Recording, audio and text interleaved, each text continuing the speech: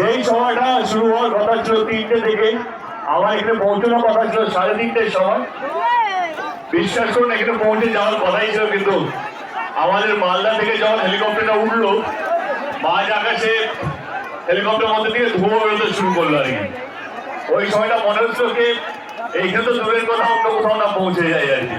কিন্তু আপনাদের ভালোবাসা ছিল, লক্ষ লক্ষ মানুষের আশীর্বাদ ছিল বলে ঠিকঠাক নেমেছি মালদাতেই। তখন আমি বললাম, ফোন করলাম সঙ্গীতাকে, কি অবস্থা, এই অবস্থা দাঁড়িয়েছে আর হেলিকপ্টার চলার মতো নয়, তাহলে কি আজকে ক্যান্সেল করি, আমি কালকে আসবো।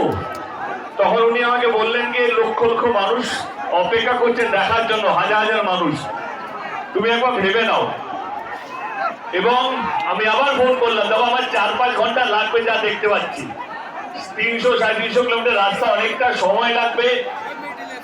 তোমাদের লোক থাকবে কি থাকবে না